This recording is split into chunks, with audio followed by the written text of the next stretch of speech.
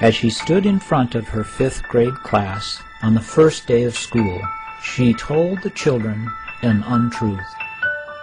Like most teachers, she looked at her students and said that she loved them all the same. However, that was impossible, because there in the front row, slumped in his seat, was a little boy named Teddy Stallard.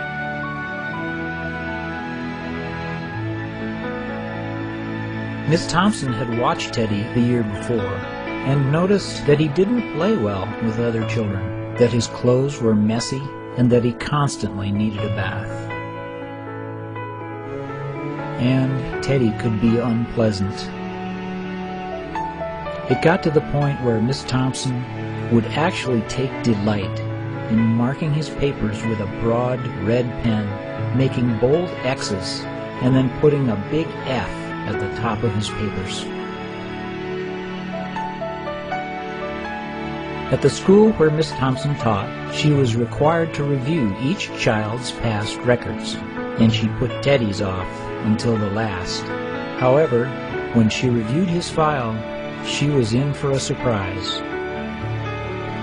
Teddy's 1st grade teacher wrote, "Teddy is a bright child with a ready laugh. He does his work neatly and has good manners. He is such a joy to be around." His 2nd grade teacher wrote, "Teddy is an excellent student, well liked by his classmates, but he is troubled because his mother has a terminal illness, and life at home must be a struggle." His 3rd grade teacher wrote, "His mother's death has been hard on him. He tries to do his best, but his father doesn't show much interest, and his home life will soon affect him if some steps aren't taken." Teddy's 4th grade teacher wrote, "Teddy is withdrawn and doesn't show much interest in school.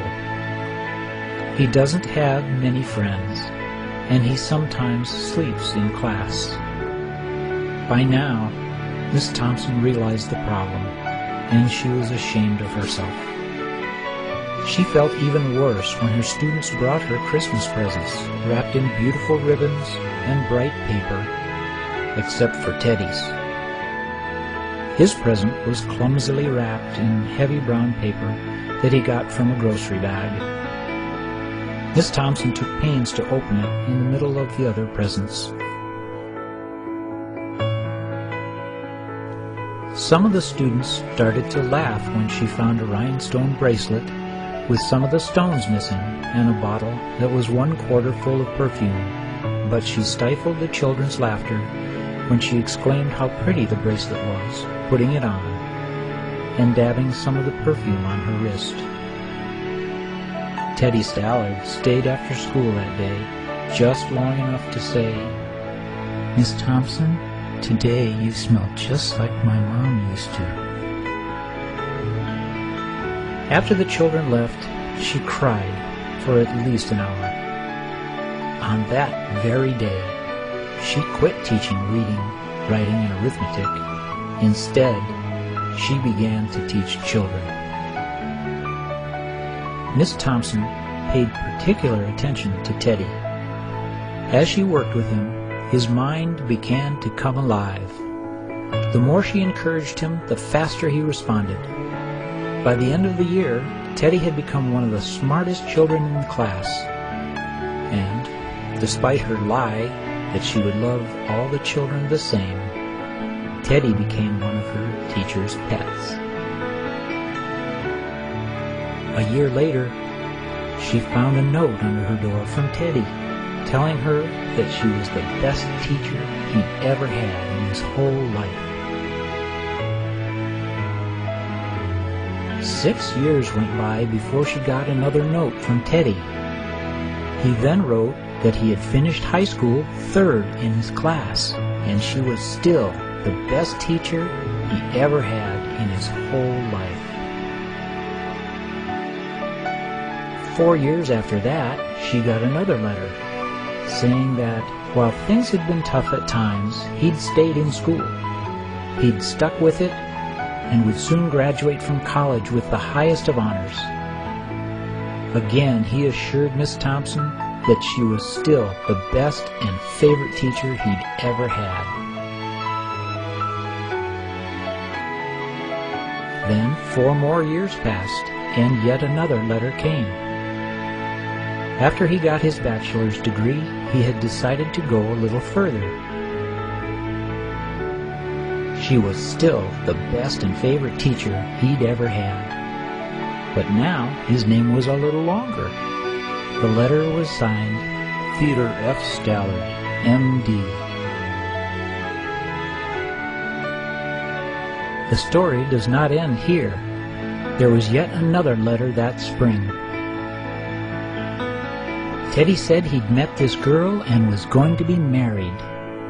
He explained that his father had died a couple of years ago, and he was wondering if Miss Thompson might agree to sit at the wedding in the place that was usually reserved for the mother of the groom. Of course, Miss Thompson did, and guess what? She wore that bracelet, the one with several rhinestones missing. Moreover, she made sure she was wearing the perfume that Teddy remembered his mother wearing on their last Christmas together. They hugged each other, and Dr. Stallard whispered in Miss Thompson's ear, "Thank you for believing in me. Thank you so much for making me feel important and showing me that I could make a difference."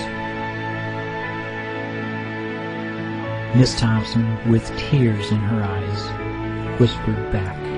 She said, "Teddy, you have it all wrong. You were the one who taught me that I could make a difference. I didn't know how to teach until I met you."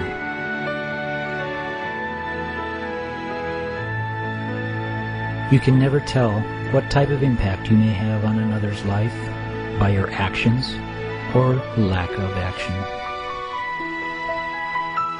Please consider this fact in your venture through life, and just try to make a difference in someone else's life today.